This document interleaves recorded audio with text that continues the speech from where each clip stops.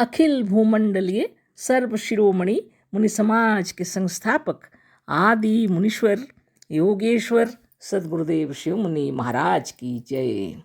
उपस्थित मुनि वृंद, साधु सज्जन वृंद, संत वृंद, साधक वृंद, आध्यात्म ज्ञान के जिज्ञासुओं और प्रेमियों, सभी श्रोता वृंद, आप सबको मेरा कोटिशः नमन, सप्रेम जय जीव।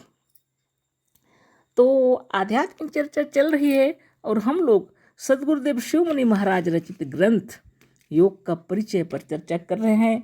अध्याय 1 पर चर्चा कर रहे हैं। उसके अंतर्गत छोटा छोटा शीर्षक भी दिए हैं। तो आज हम लोग पढ़ेंगे आत्मदेव के कार्य, है ना। आत्मदेव माने अपनी आत्मा, अपना प्राण, है ना। इसके जो कार्य हो रहे हैं शरीर में, उसके विषय में गुरुदेव लिखे हैं। आत्मदेव के कार्य। सजीव शरीर में आत्मदेव द्वारा जितने कार्य हो रहे हैं व्यर्थ में नहीं हो रहे हैं। यदि वह कार्य कुछ देर के लिए सर्वथा रुक जाए तो मनुष्य जी नहीं सकता।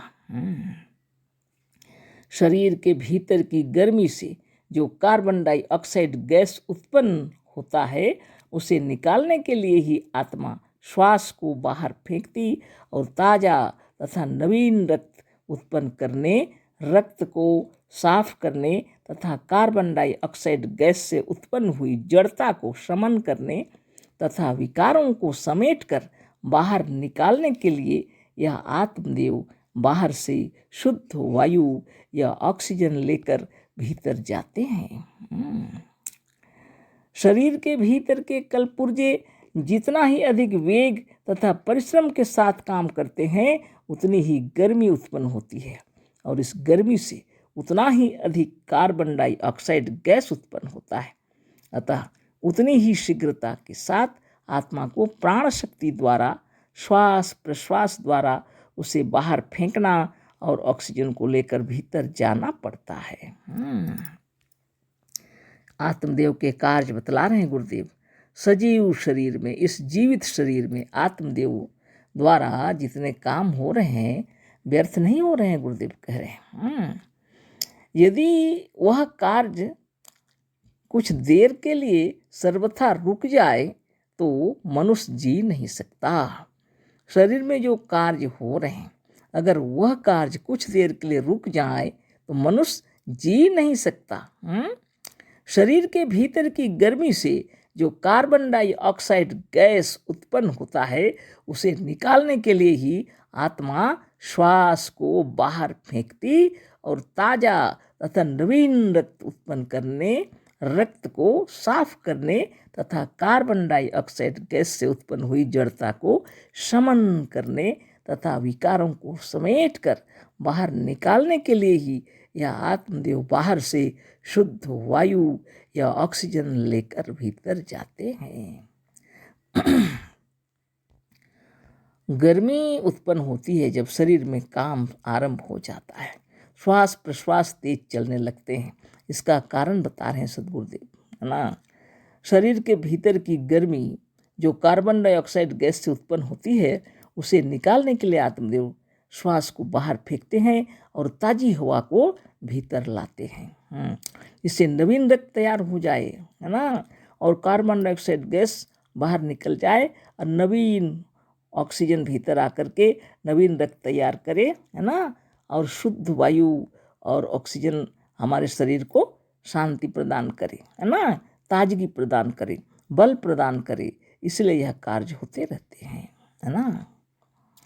बहुत बड़ी बात है। ये जो गर्मी है उसको शमन करने के लिए बाहर से शुद्ध वायु और ऑक्सीजन भीतर आत्मदेव ले आते हैं, है ना। बहुत बड़ी बात है। शरीर के भीतर के कलपुर्जे जितना ही अधिक वेग तथा परिश्रम के साथ काम करते हैं, उतनी ही गर्मी उत्पन्न होती है और इस गर्मी से उतना ही अधिक कार्बन डाइऑक्साइड गैस उत्पन्न होता है। शरीर के कलपुर्जे जितने अधिक तेजी से काम करते हैं, वेग से काम करते हैं, उतने ही गर्मी उत्पन्न होती है। ज़्यादा से ज़्यादा काम करेंगे तो ज़्यादा गर्मी उत्पन्न होगी, ज़्यादा कार्बन डाइऑक्साइड गैस उत्पन्न होंगे, है ना।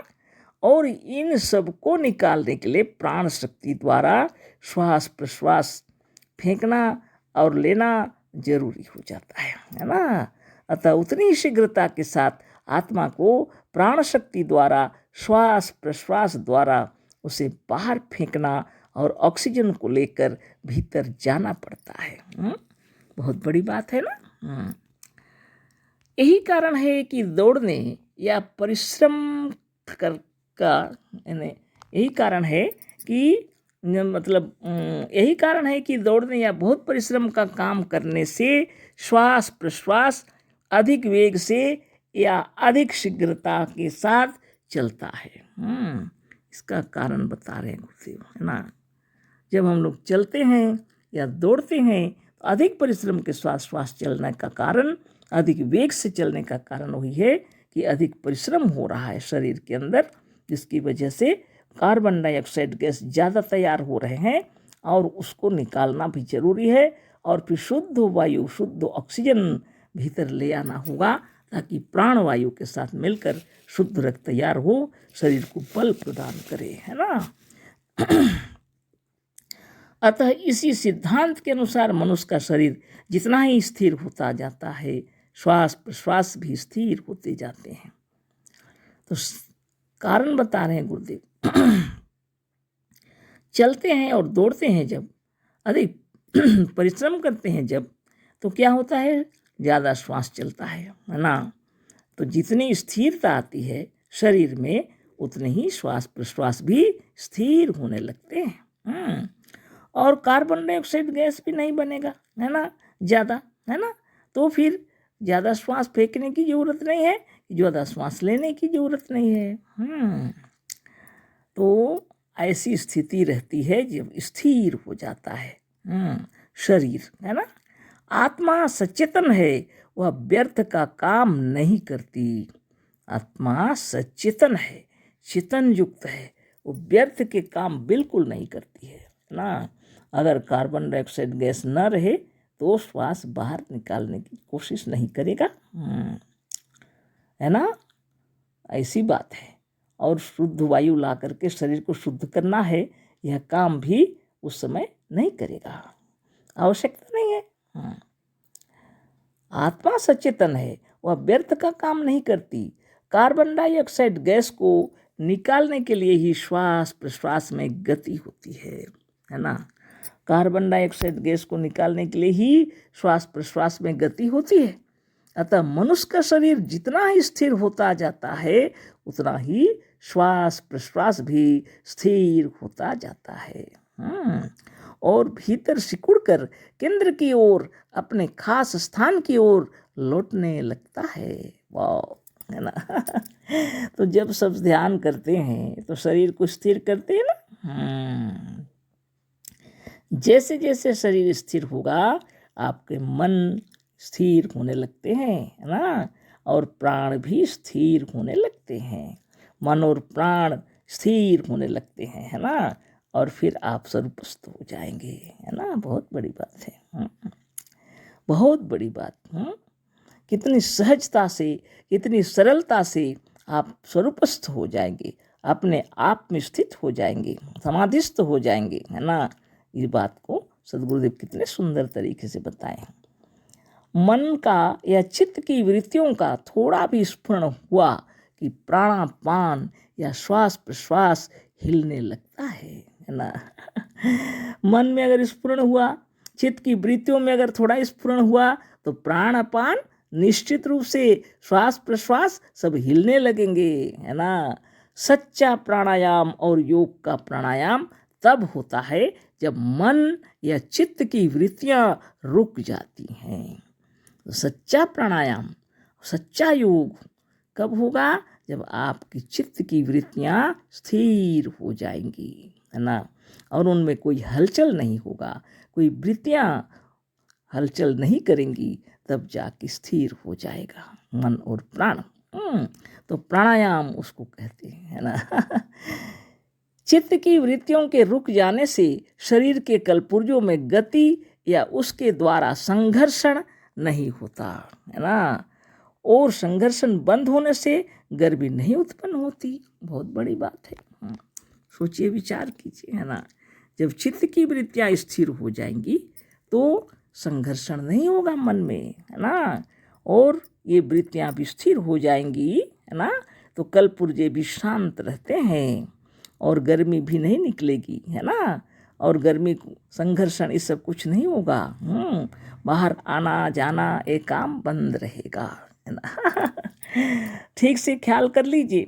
चित्त की वृत्तियों के रुक जाने से शरीर के कलपुर्जों में गति या उसके द्वारा संघर्षण नहीं होता और संघर्षण बंद होने से गर्मी नहीं उत्पन्न होती और गर्मी के ना उत्पन्न होने से कार्बन डाइऑक्साइड गैस उत्पन्न ही नहीं होता, जिसे निकलने के लिए जीवन के रक्षक प्राणों को चलना पड़ता है।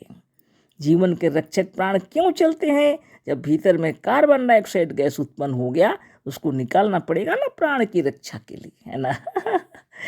यदि ये उत्पन्न ही नहीं होंगे तो क्यों चलेंगे? जब आपका मन और प्राण स्थिर हो गया, शरीर भी स्थिर हो गया, तब आपका इसको कहते हैं प्राणायाम। और लोग जबरदस्ती प्राणों को रोकेंगे तो क्या हालत होगी? प्राणायाम के लिए अभ्यास कीजिए, प्राण स्थिर होने लगेंगे, है ना। कम से कम दौड़ते हुए व्यक्ति को जितनी थकावट लग रही है, हाँफ रहे हैं, थोड़ा खड़े होने चलने से थोड़ा आराम, बैठने से और आराम, लेटने से और आराम, है ना। कल फिर चर्चा करेंगे। आप भी अभ्यास करते रहिए। अशेष धन्यवाद। कोटिशः नमन। सप्रेम जय जीव। सद्गुरुदेव शिव मुनि महाराज की जय।